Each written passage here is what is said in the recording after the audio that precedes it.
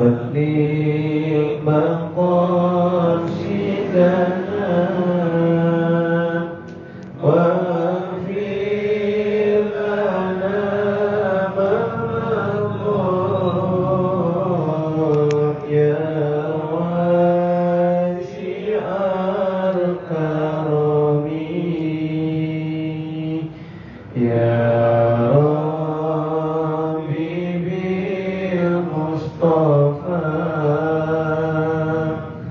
بلغ مقاصدنا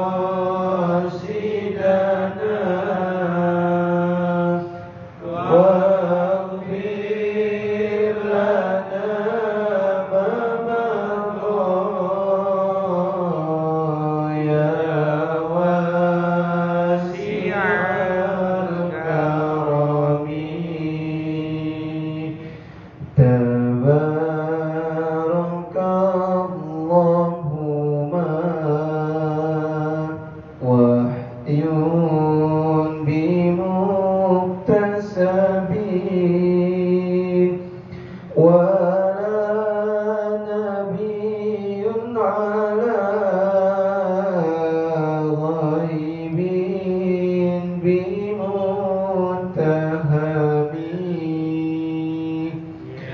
يا ربي بالمصطفى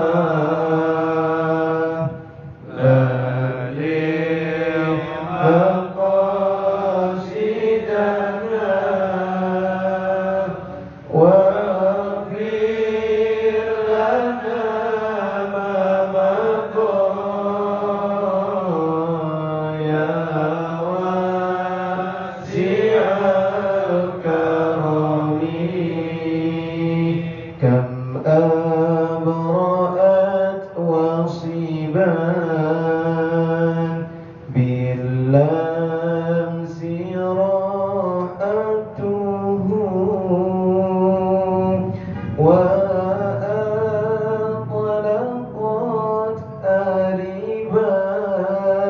أربان من ربقة الأمام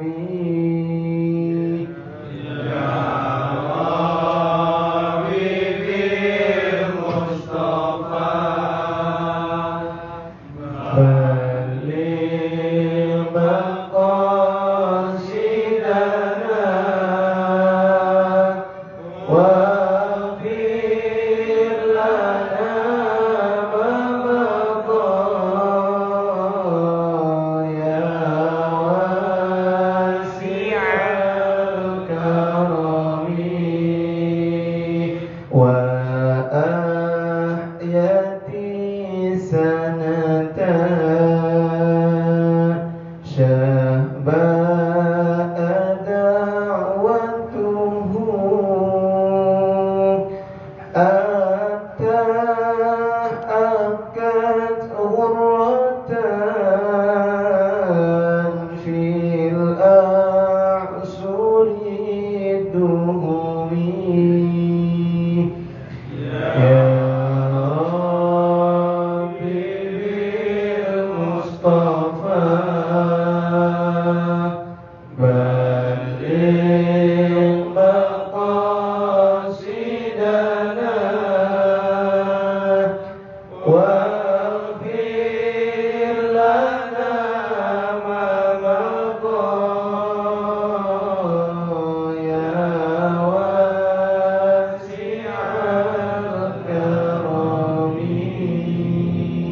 بسم الله الرحمن الرحيم الحمد لله رب العالمين اللهم صل وسلم وبارك على سيدنا محمد النبي الهادي الأمين وعلى آله وصحبه أجمعين اللهم اجعل مجالسنا هذا مجالس رسول الله وأيامنا أيام رسول الله وليالينا ليالي رسول الله اللهم اشرح صدورنا بعلوم رسول الله واملأ قلوبنا بحب رسول الله وأطلق ألسنتنا بأنوار الصلاة والسلام على سيدنا رسول الله وأمطر أنفاسنا بعبير رسول الله وروح أرواحنا برؤية سيدنا رسول الله سيدنا محمد صلى الله عليه وسلم اللهم ارزقنا الصفا واجمعنا على حبيبك المصطفى اللهم يا نور السماوات والأرض املأ قلوبنا بأنوار حبيبك المصطفى واجعلنا من أهل الصفا والوفاء يا رب العالمين.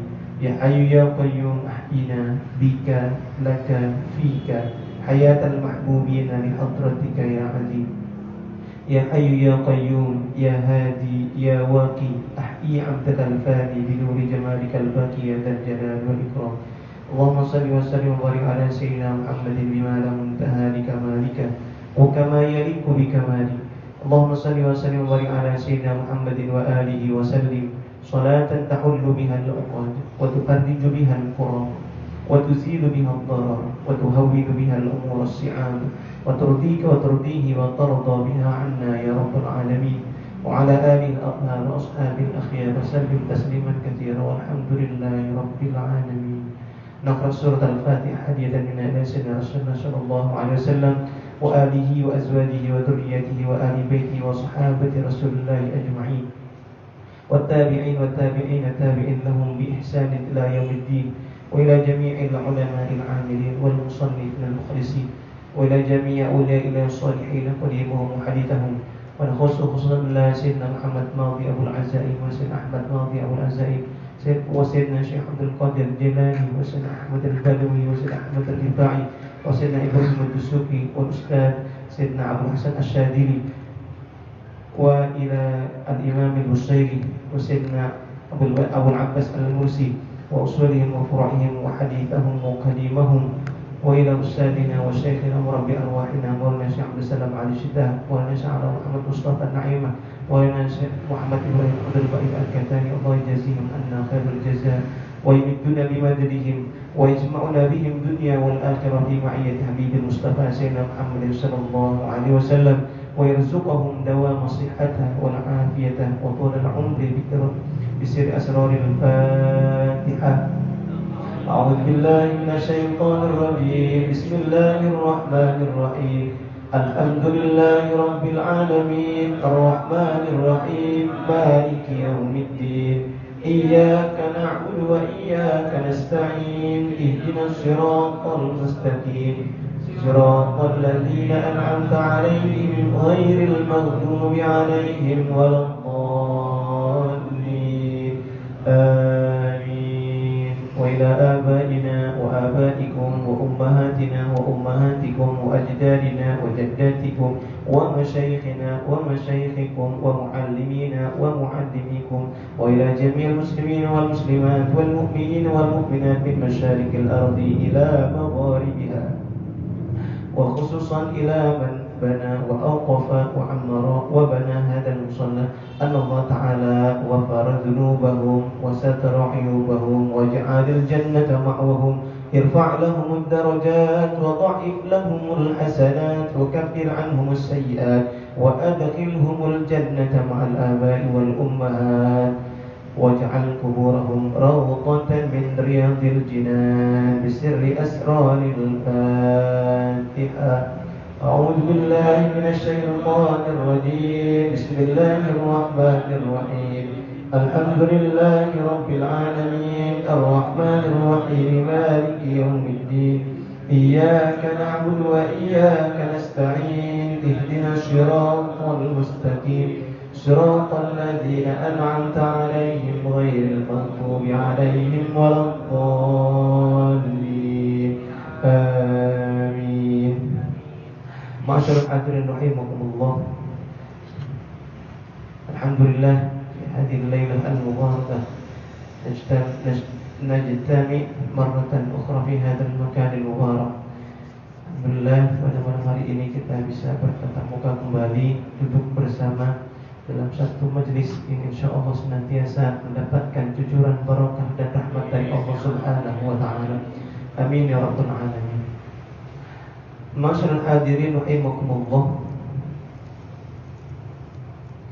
Ada satu ijazah dari Shahibur Rawi Simtud Durar yang memberikan ijazah agar kalau kita punya anak atau kita ingin mudah menghafal atau ingin mudah memahami satu ilmu pelajaran, Jadi kalau misalnya kita punya anak, setiap selesai sholat kita letakkan tangan kita di dadanya atau diletakkan di atas kepalanya sambil membaca surat Al-A'la. Surat Al-A'la. Sabbih isma rabbikal a'la alladzi khalaqa fasawwa walladzi qaddara fahada walladzi akhrajal mar'a faja'alahu ghutha'an ahwa sanuqri'uka fala tansa. Di ayat ke-6, sanuqri'uka fala tansa diulangi sebanyak 7 kali. Sanuqri'uka, dan akan kami bacakan, fala tansa, maka dia tidak akan lupa. Nah, tawasulnya dengan ayat Al-Quran surat Al-A'la dibaca dari awal sampai terakhir. Di ayat ke-6 diulangi sebanyak 7 kali. Kemudian ditambah dengan satu ayat yang bunyinya fafahamnaha Sulaiman wa kullan ataina hukman wa ilma wa sakharna ma'a Daudal jibala wa sabbihna wat thair. Itu sebanyak 1 kali. Itu diterapkan setelah selesai sholat. Untuk kita sendiri nggak apa-apa kalau punya anak, dibacakan ke anaknya. Insya Allah mudah-mudahan diiringi dengan belajar yang giat, kemudian didorong dengan doa orang tua, ditambah dengan tawasul dengan ayat itu, mudah-mudahan menjadi anak yang soleh, mudah menghafal dan mudah memahami ilmu. Fafahamnaha Sulaiman wa kullan ataina hukman wa ilman wa sakharna ma'a Daudal jibala wa sabbihna wat thair. Itu sebanyak 1 kali. Nanti saya lihat lagi ayatnya, ayat berapa, surat apa? Yang lagi? Hari Minggu. Iya, insyaallah. Baik, masyaallah hadirin rahimakumullah. Allah Subhanahu wa taala berfirman, "Wa may ya'tasim billah faqad hudiya ila siratim mustaqim." Wa may ya'tasim billah faqad hudiya ila siratim mustaqim. Barang siapa yang berteguh kepada Allah, berpegang teguh kepada Allah, faqad hudiya ila siratim mustaqim, maka orang tersebut telah diberikan petunjuk oleh Allah ila siratim mustaqim, kepada jalan yang lurus. Maksudnya berpegang teguh kepada Allah yaitu berpegang teguh terhadap hukum-hukum Allah, terhadap syariat-syariat yang diturunkan oleh Allah. Baik syariat itu diturunkan dalam bentuk Al-Quran ataupun hukum-hukum itu diturunkan dalam bentuk hadis melalui lisan baginda Rasulullah SAW. Maka lanjutannya faqad hudiya ila siratim mustaqim, maka orang tersebut telah diberikan petunjuk. Maka berpegang teguh kepada Allah untuk mendapatkan hidayah, untuk senantiasa ke jalan yang lurus. Ihdinas siratal mustaqim.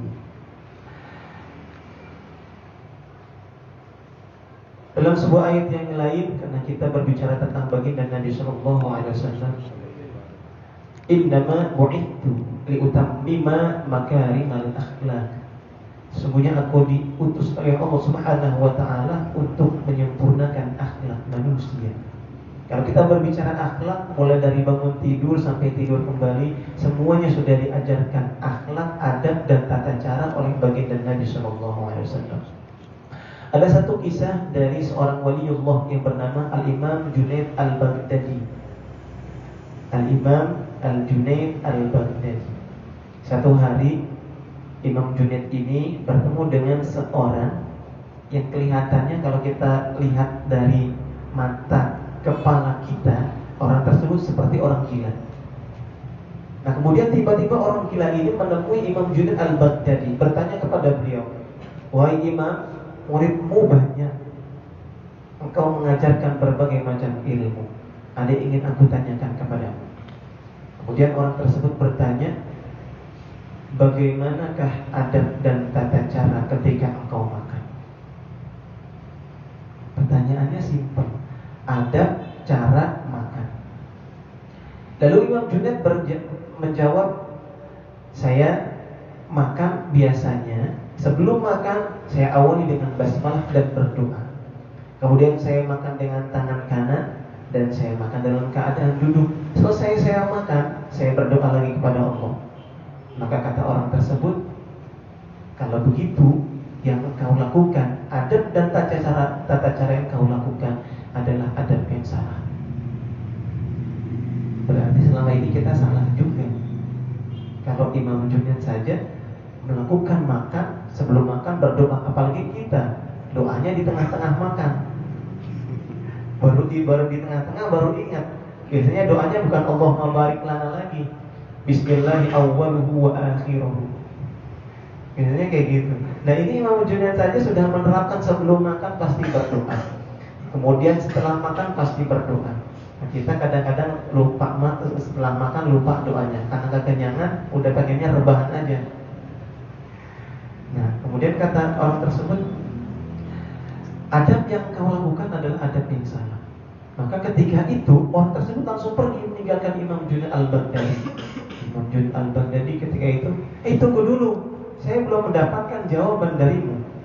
Maka orang tersebut menambahkan lagi, selain ternyata Imam Junaid al-Baghdadi selain makannya tidak beradab, ternyata berbicaranya pun tidak beradab. Makin heran lagi. Kemudian namanya orang, kelihatannya orang gila kan, ditanya, udah nanya, pergi, dipanggil, malah bilangnya enggak lagi. Nah kemudian ketika itu ditanya lagi Imam Junaid al-Baghdadi, bagaimana engkau tidur? Nah Imam Junaid al-Baghdadi menjawab lagi, sebelum tidur aku biasanya melaksanakan sholat. Ketika sholat selesai, aku mendatangi tempat tidurku, kemudian aku berdoa kepada Allah. Kemudian aku tidur dalam keadaan dengan mengikuti sunnah-sunnah Rasulullah, yaitu menghadap ke sebelah kanan, kemudian membaca zikir-zikir yang diajarkan atau yang disunahkan oleh Rasulullah. Ternyata Imam Junaid al-Baghdadi seorang imam besar, selain makannya tidak beradab, berbicaranya tidak beradab, tidurnya pun tidak beradab. Itu segitunya seorang imam besar. Nah, lalu Imam Junaid al-Baghdadi bertanya kepada orang tersebut, apa yang salah dari cara makanku? Apa yang salah dari cara berbicaraku? Dan apa yang salah dari cara aku tidur? Orang tersebut bertanya kepada Imam Junaid al-Baghdadi, kalau engkau memakan dengan tangan kanan, kemudian berdoa, doa yang engkau bacakan itu tidak akan berfaedah sebelum engkau memastikan makanan yang akan engkau masukkan ke dalam tubuhmu adalah makanan yang halal. Adab yang pertama, sebelum engkau makan, pastikan sebelum engkau makan makanan tersebut, sebelum engkau minum minuman tersebut, pastikan terlebih dahulu makanan yang akan masuk ke dalam perutmu, minuman yang akan masuk ke dalam perutmu adalah minuman yang halal.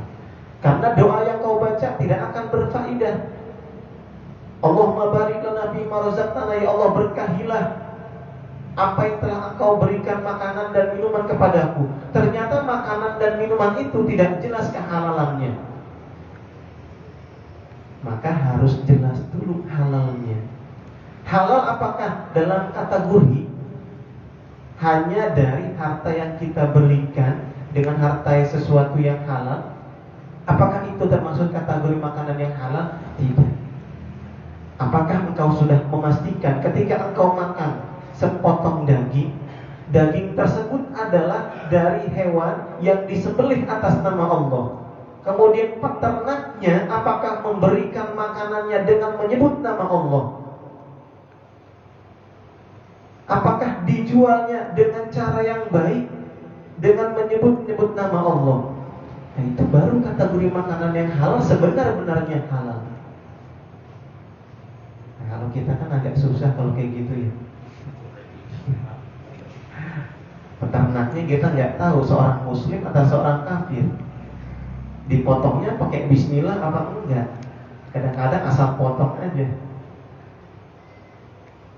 Nah itulah kata orang tersebut kepada Imam Junaid al-Baghdadi. Jadi makanan yang harus kita masukkan ke dalam tubuh kita, kita pastikan betul-betul makanan tersebut adalah makanan yang halal. Karena dalam sebuah hadis qudsi Allah pernah berfirman, walaupun hadis tapi di sini Allah berfirman karena hadisnya hadis qudsi. Walaupun kalian berdoa sepanjang hari, beribadah sepanjang hari, tapi kalau makanan yang engkau masukkan adalah makanan yang haram, minuman yang engkau minum adalah minuman yang haram, bagaimana doa yang kita panjatkan bisa dikabulkan oleh Allah? Maka pastikan dulu kehalalannya dari makanan dan minuman yang kita masukkan ke dalam tubuh kita. Lalu bagaimana adab yang betul ketika berbicara? Orang tersebut menjelaskan kepada Imam Junaid al-Baghdadi, engkau telah banyak memiliki santri, engkau telah banyak memiliki murid. Pastikan perkataan yang keluar dari mulutmu adalah perkataan yang keluar dari hatimu. Jadi bukan hanya berbicara, bukan hanya menyampaikan sesuatu, karena sesuatu yang dikeluarkan dari dalam hati akan masuk ke dalam hati. Kalau kita mau menasihati seseorang, harus dinasihati dari dalam hati, bukan hanya sekedar keluar dari lisannya saja. Itu kelihatannya orang gila, tapi ternyata punya keilmuan dan ketakwaan yang tinggi. Dan yang terakhir, bagaimana sebetulnya adab sebelum kita tidur? Selain memang betul sholat, berwudu, kemudian membaca doa, kemudian mengikuti sunnah-sunnah Nabi ketika sebelum tidur, tapi satu, ketika engkau tidur, lepaskanlah perkara-perkara dunia dari dirimu, karena kita belum tahu apakah kita akan bangun setelahnya atau tidak. Kalau yang kita bawa adalah perkara-perkara dunia, berarti kalau kita tidak bisa bangun lagi ketika kita tidur, berarti kita membawa perkara dunia ke dalam kematian kita. Maka lepaskan dulu perkara dunia dari sebelum kita tidur, karena yang namanya tidur adalah setengah meninggal. Ada yang mengatakan seperti itu. Nah, itulah adab yang diajarkan oleh seorang yang terlihat seperti orang gila, tapi mempunyai adab dan tinggi, adab yang mulia kepada Allah Subhanahu wa ta'ala. Maka jelaslah Rasulullah diutus liutam lima makarimal akhlak, untuk menyempurnakan akhlak manusia. Ternyata akhlak itu bukan hanya akhlak zahiriyah, tetapi ternyata ada akhlak batiniyah, akhlak yang berada di dalam hati dan diri kita sendiri. Masyaallah hadirin rahimakumullah. Kita lanjutkan al-maqam ar-rabi wal arba'un. Kita sudah sampai ke maqam yang ke-44. Kalau kita lihat ada berapa maqam ini?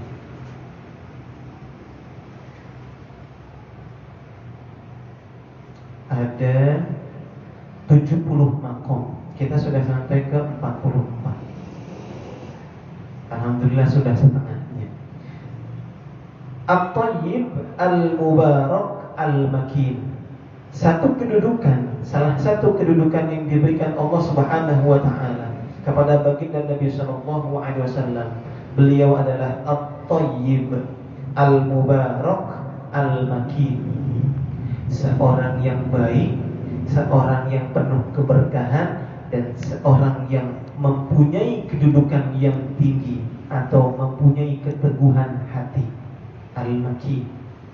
Hadhihi kalimat at-tayyibat al-mubarakat allati ittasafa biha Rasulullah sallallahu alaihi wasallam wa ta'alla biha hiya min mafatihil ijabati lil farji ba'da syiddati. Jadi at-tayyib al-mubarak al-makin adalah 3 kalimat, 3 kata, mempunyai makna yang baik, dan 3 kalimat ini adalah 3 kalimat yang bisa mengeluarkan kita dari satu kesulitan menjadi satu kemudahan. Sebagaimana diriwayatkan oleh Sayyidah Asma binti Abi Bakrin As-Siddiq radhiyallahu anhuma, asabahu waramun fi ra'siha, fawada'a an-nabiy sallallahu alaihi wasallam yadahu syarifata ala ra'siha min fawqi thiyab. Satu hari Sayyidah Asma binti Abi Bakar itu terkena penyakit benjolan di kepalanya. Ya, kalau kita katakan sekarang seperti tumor lah, semacam tumor tersebut, daging tumbuh di kepalanya. Fawadha'a an-nabiy sallallahu alaihi wasallam yadahu syarifata 'ala ra'siha min fawqi thiyab. Kemudian Rasulullah meletakkan tangannya di balik kainnya. Jadi Rasulullah kalau bersalaman dengan seorang wanita yang bukan mahram biasanya dilapisi dengan kain.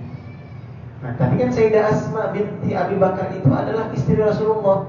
Iya, tapi ini cara pengobatan Nabi. Jadi memang diajarkan ketika bersalaman dengan seorang yang bukan mahram kita tidak boleh bersentuhan tangan, harus dilapisi. Sekalipun dia guru, sekalipun dia ustaz, sekalipun dia kiai. Ini saya mendapatkannya dari cucu ke-28 dari Syekh Abdul Qadir Jailani, namanya Syekh Ahmad Ruhi Al-Jailani. Beliau senantiasa ketika berceramah, kebetulan saya beberapa kali mendapatkan kesempatan untuk menterjemah beliau ketika beliau berceramah di satu tempat, dan beliau banyak menjelaskan tentang ini. Rasulullah meletakkan tangannya di balik kain, kemudian meletakkannya di atas kepala Sayyidah Asma binti Abu Bakar. Faqala bismillahi adhib anha su'ahu wa fahsyahu bida'wati nabiyyika tayyib al-mubarak al-makin indaka bismillah. Jadi Rasulullah berdoa dengan menyebutkan 3 kata, at-tayyib al-mubarak al-makin.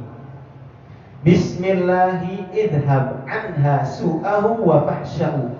Dengan menyebut nama Allah, ya Allah hilangkanlah keburukannya, kesulitannya, penyakitnya, bidakwati nabiyyika, dengan doa permohonan nabimu at-tayyib al-mubarak al-makin. Makanya di sini sifat yang diberikan oleh Allah kemudian disebutkan oleh Rasulullah sebagai tawassulan beliau menyembuhkan penyakit yang diderita oleh Sayyidah Asma binti Abu Bakar. Fa'adhaballahu anha ma nazala biha. Alhamdulillah, dengan wasilah doa yang dipanjatkan oleh Rasulullah, akhirnya Sayyidah Asma binti Abu Bakar sembuh dari penyakitnya. Hanya dengan berdoa menyebut asma atau sifat baginda Nabi SAW, at-tayyib al-mubarak al-makin. Kemudian ada lagi yang lain yang diriwayatkan oleh Sayyiduna Abdullah ibni Rawahah radhiyallahu anhu, asabahu waja'un fi darsihi. Ketika itu Sayyidina Abdullah bin Rawahah ini sakit gigi di gerahamnya. Fawada'a an-nabiy sallallahu alaihi wasallam yadahu syarifata ala khaddihi wa da'a Allah ta'ala bihadha du'a. Lihat bedanya. Rasulullah meletakkan tangannya di pipi Sayyidina Abdullah tanpa menyebutkan min fawqi thiyab. Berarti Rasulullah tidak melapisi tangannya dengan kain. Kenapa? Karena laki-laki. Wa Allah ta'ala bihadza du'a. Kemudian Rasulullah berdoa kepada Allah, Allahumma adhib anhu su'a ma yajidu wa fahsyahu bida'wati nabiyyika at-tayyib al-mubarak al-makin indaka. Nah, disebutkan lagi ketiganya. Nah, ini bisa dicontohkan kepada kita. Harus dengan yakin. Harus dengan yakin. Sama seperti kita datang ke dokter. Kalau kita nggak yakin minum obat yang diberikan dokter, saya hakul yakin bapak-bapak nggak akan sembuh. Karena biasanya kalau orang datang ke dokter yakin nih, saya ada dokternya ini, saya yakin nih pasti sembuh. Itu keyakinan. Nah, sekarang pernah nggak kita mencoba berdoa kepada Allah dengan siyakin-yakinnya, bertawassul kepada Allah dengan siyakin-yakinnya? Karena yakin itu perkara yang tidak mudah. Nah, kita coba praktekkan berdoa dengan doa yang dicontohkan oleh Nabi. Allahumma adhib anni, misalnya, ya Allah hilangkanlah dariku su'i wa fahsyi. Nah, itu dirubah dhamirnya. Bida'wati nabiyyika at-tayyib al-mubarak al-makin. Nah, itu dicoba dicontohkan seperti itu.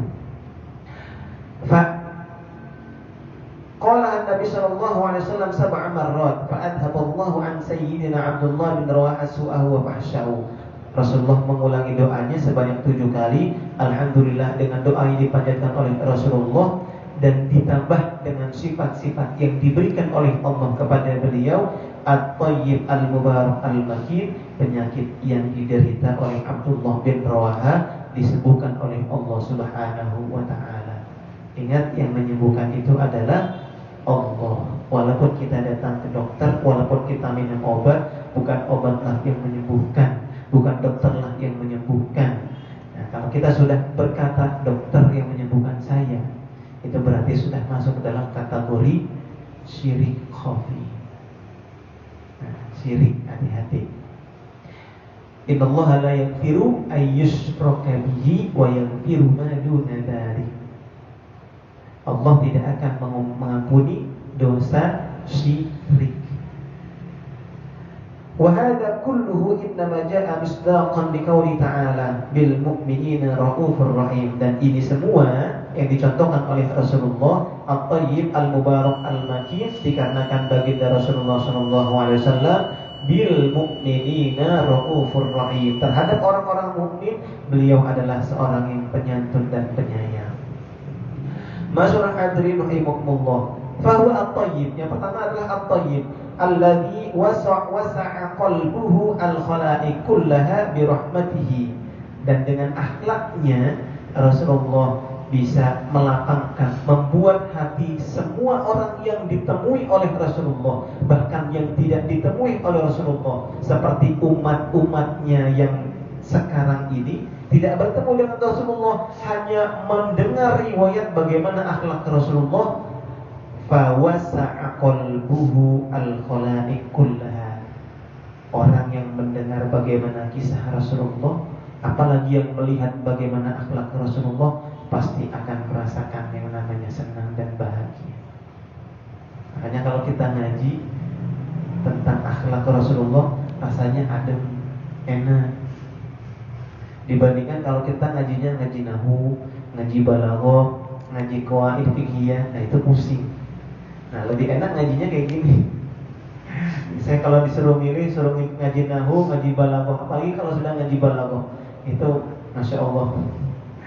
Nah, lebih baik ngajinya ngaji sirah aja, lebih enak. Kita dengar cerita-cerita, membuat satu motivasi dengan kisah-kisah yang kita dengarkan. Bahwa al-mubarak alladzi barakallahu wa baraka fihi wa baraka lahu wa tafaddala subhanahu alaihi bil mazid min kulli fadail wal ataya wal minan allati tafaddala Allah biha ala sa'iri anbiya'ihi alaihi wa ala nabiyina afdhalus salati wa atammis salam. Dan beliau adalah al-mubarak yang penuh dengan keberkahan. Berkah untuk dirinya, berkah untuk umatnya, dan berkah untuk seluruh makhluk Allah Subhanahu wa ta'ala di muka bumi ini. Karena ayatnya rahmatan lil alamin, rahmat bagi seluruh alam. Nah, alam itu ya semuanya, baik makhluk hidup ataupun makhluk yang tidak hidup. Faqad awrada al-Khatib al-Baghdadi fi siratihi fi ma rawahu Ibnu Abbas anna ummuhu Sayyidah Aminah sami'at hatifan inda maulidihi yaqulu u'tuhu khuluqa Adam. Ini ada satu kisah tentang keberkahan Rasulullah SAW tatkala beliau akan dilahirkan oleh ibundanya yang bernama Sayyidah Aminah. Sayyidah Aminah ketika akan melahirkan baginda Rasul itu mendengar satu perkataan tersebut adalah utuhu khuluqa Adam, berikanlah khuluqa Adam. Khuluqa Adam itu adalah ciptaannya Adam. Kenapa dikatakan khuluqa Adam? Karena Adam adalah makhluk pertama yang Allah ciptakan. Berarti di situ adalah doa yang diberikan kepada baginda Rasulullah SAW sebelum dilahirkan. Rasulullah sudah didoakan tuhu khuluqa Adam, penciptaan Adam. Itu yang pertama. Yang kedua, wa ma'rifata syif ilmu pengetahuan Syekh. Syekh itu siapa? Syekh itu adalah Nabi. Loh, kok nggak ada di dalam Al-Quran? Ya tidak disebutkan di dalam Al-Quran. Karena yang disebutkan di dalam Al-Quran hanya 25 Nabi dan Rasul saja. Lalu Nabi ada berapa banyak? Ada banyak. Ada sekitar 120.000 Nabi. Syekh adalah keturunan dari Nabi Adam alaihi salam. Jadi setelah Qabil dan Habil terjadi perselisihan, pertengkaran antara Qabil dengan Habil yang menyebabkan terbunuhnya Habil, karena Habil kan anaknya taat, penurut. Qabil ini agak membangkang. Jadi ketika Qabil akan dinikahkan dengan saudaranya Habil yang ternyata saudaranya ini tidak cantik, nah ini udah fitrah manusia laki-laki. Mau milihnya kalau ketemu perempuan maunya ya cakep. Nah, Qabil mau dinikahkan dengan saudaranya Habil yang ternyata tidak cantik. Marahlah Qabil karena saudara kembarnya Qabil itu cantik. Nah, Sayyidah Siti Hawa itu kalau melahirkan, sekali melahirkan langsung 2 sepasang. Jadi perkawinannya perkawinan silang. Nah, Habil yang akan dinikahkan dengan saudaranya Qabil yang cantik, sedangkan Qabil akan dinikahkan dengan saudaranya Habil yang tidak cantik. Akhirnya Qabil marah dan terjadilah perselisihan dan akhirnya terjadi pembunuhan yang dilakukan oleh Qabil terhadap Habil. Inilah pembunuhan pertama yang terjadi di atas muka bumi ini. Maka seluruh pembunuhan sejak zaman Nabi Adam sampai nanti di yaumil qiyamah itu dosanya yang menanggung adalah Qabil.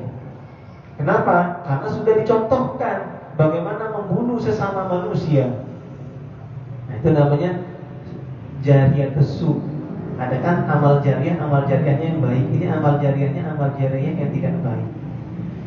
Nah, setelah Habil meninggal, Allah berikan, Allah karuniai seorang putra lagi yang bernama Syekh.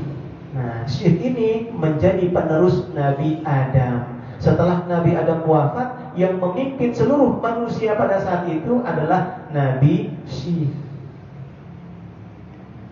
Jadi yang memimpin adalah Nabi Syekh. Di zaman Nabi Syekh inilah terjadi peperangan pertama antara kelompok Qabil dengan kelompok Syekh. Karena apa? Karena kelompoknya Qabil ini ya sudah tahu sendiri, karena Qabil anaknya yang membangkang.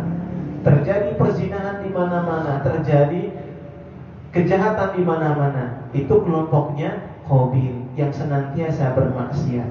Nah, siapa tahu nih, mudah-mudahan kita termasuk dari kelompoknya Nabi Syekh.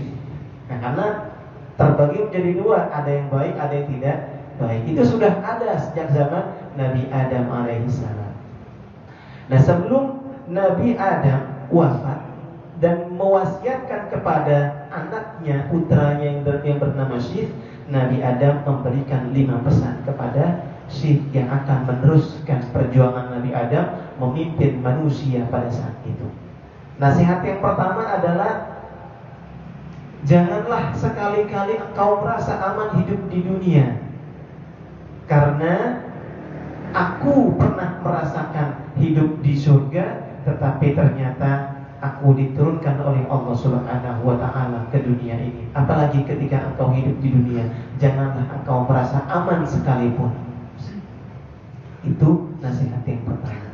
Yang kedua, janganlah engkau sekali-kali mengikuti keinginan dan hawa nafsu istrimu. Nah, ini kelemahannya laki-laki. Kalau istrinya minta apa-apa, jangan diturutin banget. Nah, kalau istrinya marah-marah, ya udah biarin aja. Jangan dilawan, ya aja, diem. Nah, karena apa? Ini sudah nasihat dari Nabi Adam. Kenapa? Karena aku pernah mengikuti keinginan istriku Hawa untuk makan buah khuldi. Akhirnya aku diturunkan oleh Allah dari surga ke muka bumi ini, dan itulah dosa yang aku lakukan kepada Allah. Kenapa? Karena mengikuti hawa nafsu, keinginan istri. Dan yang ketiga, pesan dari Nabi Adam kepada Nabi Syith adalah sebelum engkau melakukan segala sesuatu, pertimbangkanlah dengan matang-matang apa yang akan engkau lakukan. Karena apa yang sudah kita lakukan, kalau sudah terjadi akan yang menimbulkan penyesalan belaka. Dan yang keempat adalah, kalau engkau akan melakukan satu pekerjaan, jika itu pekerjaan tersebut ada sedikit keraguan saja di dalam dirimu untuk melakukannya, maka tinggalkan. Harus dengan yakin ketika ingin melakukan sesuatu. Dan yang terakhir adalah wa amruhum syura bainahum. Ketika ingin memutuskan satu perkara, maka putuskanlah dengan cara bermusyawarah. Nah, sebetulnya itu sudah mencakup semuanya nasihat yang diberikan oleh Nabi Adam kepada Nabi Syith dan kepada kita semuanya, yang termasuk dari anak cucu keturunan Nabi Adam alaihissalam. Nah, itulah yang dinasihati oleh Nabi Adam kepada putranya Nabi Syith yang akan menjadi penerus Nabi Adam alaihissalam. Makanya di sini dikatakan wa ma'rifatan Syith, karena Nabi Syith ini adalah nabi yang cerdas dan mempunyai pengetahuan yang luas. Wa syaja'atan Nuh, dan keberanian Nabi Nuh. Wa khullata Ibrahim, dan kasih sayang Nabi Ibrahim. Maka itu disebutkan oleh Allah, atau julukannya adalah Baitul Khullah.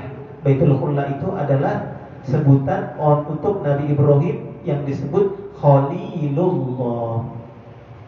Khalilullah itu artinya kekasih Allah. Artinya ini adalah rumahnya kekasih Allah, yaitu Nabi Ibrahim. Wa lisan Ismail, dan lisan Nabi Ismail. Wa ridha Ishaq, dan keridhaan Nabi Ishaq. Kemudian wa fasahata Saleh, wa hikmata Luqman, dan hikmah Luqman. Luqman itu diberikan oleh Allah hikmah. Wa laqad ataina Luqman al-hikmata an yashkur lillah wa may yashkur fa innama yashkuru li nafsi. Dan Luqman itu telah diberikan oleh Allah hikmah. Di antaranya kisahnya disebutkan oleh Allah di dalam Al-Quran. Nah, Luqman ini banyak perselisihan. Ada yang mengatakan Luqman ini adalah waliullah, ada yang mengatakan Luqman ini termasuk dari golongan nabi yang tidak disebutkan, yang tidak masuk ke dalam 25 nabi dan rasul. Wa busra Ya'qub wa shiddata Musa wa sabru Ayyub. Nah, kesabaran Nabi Ayub. Nabi Ayub kenapa disebut nabi yang paling sabar? Karena Nabi Ayub awalnya adalah seorang nabi yang kaya raya, punya istri, punya anak. Tapi Allah berikan cobaan kepada Nabi Ayub berupa penyakit borok, kalau kita bisa katakan sekarang. Ketika sudah dikasih sakit, anak-anaknya meninggal, saudara-saudaranya yang dekat, tetangganya, semuanya menjauhi Nabi Ayub kecuali istrinya. Nabi Ayub diberikan penyakit oleh Allah selama 18 tahun. Lama ya. Kita dikasih penyakit 1 hari aja, ngeluhnya bukan main, sehari semalam ngeluhnya. Nabi Ayub dikasih sakitnya 18 tahun tapi tidak pernah mengeluh kepada Allah. Yang namanya borok itu kulit dagingnya itu sampai habis, tinggal tulangnya dimakan oleh belatung.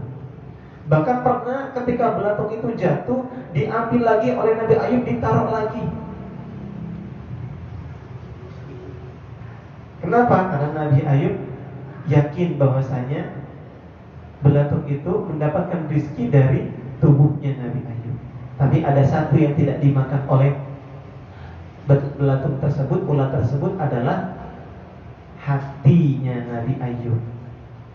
Karena belatung tersebut tidak berani memakan hatinya Nabi Ayub, karena hati yang selalu berzikir dan mengingat Allah Subhanahu wa taala. Makanya di sini disebutkan wasabru Ayyub, kesabaran Nabi Ayub selama 18 tahun. Nabi Ayub diberikan cobaan oleh Allah berupa penyakit tersebut. Wa ta'ata Yunus wa jihada Yusha. Nah, kita ketemu lagi dengan Yusha. Yusha itu nabi bukan? Nabi. Dari keturunannya nabi.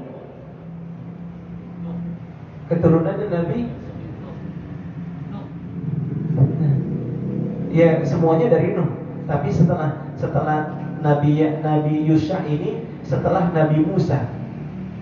Karena setelah Nabi Musa meninggal, Nabi Yusha inilah yang membebaskan Baitul Maqdis untuk Bani Israel.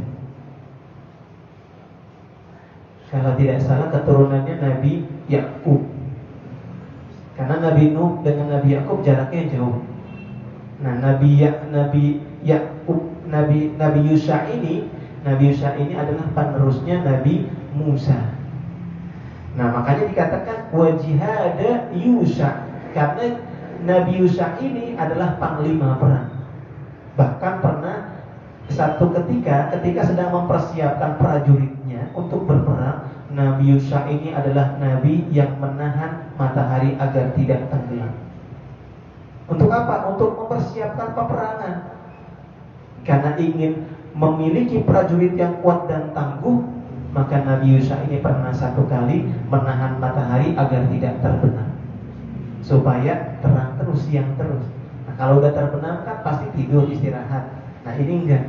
Supaya prajuritnya kuat, setiap hari berlatih, ditahanlah matahari agar tidak terbenam. Makanya dikatakan wajihada Yusha, jihadnya Nabi Yusha. Wa hubbu Daniel, nah, Nabi Daniel. Wa wiqaru Ilyas, wa ismata Yahya. Wa wiqaru Ilyas, dan wibawa Nabi Ilyas. Wa ismata Yahya, dan keteguhan Nabi Yahya. Wa zuhdu Isa, dan kezuhudan Nabi Isa. Wa masuhu fi akhlaqin nabiyyin, berarti Nabi Muhammad itu sudah memiliki seluruh sifat-sifat kenabian, mulai Nabi Adam sampai dengan Nabi Isa. Punya keberanian, punya wibawa, punya kasih sayang, punya pengetahuan yang luas, dan punya kesabaran yang tadi sudah disebutkan. Seluruh nabi mempunyai sifat, salah satu sifat yang menonjol. Sifat yang menonjol itulah yang terangkum dalam diri baginda Rasulullah sallallahu alaihi wasallam. Sedikit lagi, wa kullu hadhil khasa'is wal khisal allati ta'alla biha al-anbiya jama'aha Allahu li-nabiyhi wa huwa al-makin. Dan yang terakhir adalah setelah at-thayyib, al-mubarak adalah al-makin. Al-makin adalah yang teguh, yang kuat. Alladzi makkanallahu lahu fil qulubi bil mahabbati fa huwa ma wasafahu bihi sayyiduna Ali karamallahu wajha. Man ra'a badihatan habahu wa man khalaqahu ma'rifatan ahabbahu. Alladzi makkanallahu, yang Allah telah meletakkan, meneguhkan di dalam hati baginda Rasulullah sallallahu alaihi wasallam dengan kasih sayang. Makanya Rasulullah itu penuh dengan kasih sayang kepada umat-umatnya. Fa huwa ma wasafahu bi sayyidina Ali karamallahu wajha. Sebagaimana Ali pernah memberikan sifat kepada baginda Rasulullah sallallahu alaihi wasallam, man ra'ahu badihatan, barang siapa yang melihat beliau pasti akan menghormati dan segan kepada beliau. Wa man khalaqahu ma'rifatan ahabbahu, dan barang siapa yang bergaul kepada baginda Rasulullah SAW, tahu bagaimana sifat-sifatnya, tahu bagaimana akhlaknya, ahabbahu, akan cinta kepada beliau. Nah, kan kita tidak bergaul kepada Rasulullah, tapi kita mempelajari, menceritakan akhlak, tingkah laku, bagaimana kehidupan Rasulullah SAW. Itulah yang menjadi timbulnya rasa cinta dan rindu kita kepada baginda Rasulullah sallallahu alaihi wa alihi wasallam.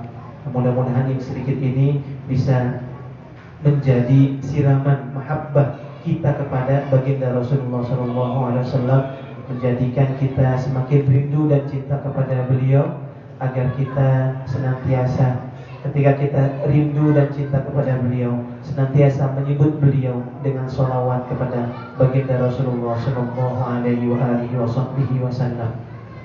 Ada sebuah hadis yang mengatakan, "Man shalla 'alayya fi kulli yawmin 10 marratin wajabat lahu syafa'ati." Ini sering saya dengar dari Syekh Ahmad. Man shalla 'alayya fi kulli yawmin 10 marratin wajabat lahu syafa'ati. Barang siapa yang setiap hari mendawamkan bersolawat kepada baginda Rasulullah SAW. Solawatnya macam-macam. Mau solawat apapun baik. Walaupun hanya sekedar Allahumma shalli wa sallim wa barik ala sayyidina Muhammad atau Allahumma shalli ala sayyidina Muhammad, yang penting adalah solawat, wajabat lahu syafa'ati, kata Rasulullah. Maka orang tersebut ketika membaca solawat 10 kali dawam setiap hari, maka wajabat lahu syafa'ati. Orang tersebut adalah orang yang berhak mendapatkan syafaatku nanti di yaumil qiyamah. Wa man shalla 'alayya fi kulli yawmin 100 marratin qadha lahu 100 hajah 30 fid dunya wa 70 fil akhirah. Dan barang siapa yang bersalawat kepadaku setiap hari sebanyak 100 kali. Nah, 100 kali ini bisa mungkin sholat zuhur 20 kali, sholat asar 20 kali, sholat maghrib 20 kali. Yang penting jumlahnya adalah 100 kali. Maka kata Rasulullah, qadallahu lahu 100 hajah. Allah akan mengabulkan 100 hajatnya. 30 fid dunya wa 70 fil akhirah. 30 akan dikabulkan di dunia, wa 70 fil akhirah, dan 70-nya nanti Allah akan berikan di yaumil qiyamah. Dan yang terakhir, wa man shalla 'alayya fi kulli yawmin 1000 marratin lam yakhruj minad dunya illa wa qad ra'a maq'adahu fil jannah. Dan barang siapa yang bersolawat kepadaku setiap hari sebanyak 1000 kali, maka kata Rasulullah, lam yakhruj minad dunya illa wa qad ra'a maq'adahu fil jannah. Maka dia tidak akan wafat kecuali di orang tersebut telah melihat kedudukannya, tempatnya telah disediakan oleh Allah Subhanahu wa taala di dalam surganya Allah Subhanahu wa taala. Mudah-mudahan sedikit demi sedikit kita coba untuk bersalawat senantiasa kepada baginda Rasulullah SAW. Dan insyaallah mudah-mudahan kita termasuk ke dalam umat yang mendapatkan syafaat dari beliau. Amin ya rabbal alamin. Lebih kurangnya mohon maaf. Wassallallahu ala sayyidina Muhammadin wa ala alihi wasallam. Hadanallahu wa iyyakum ajma'in. Wassalamualaikum warahmatullahi wabarakatuh.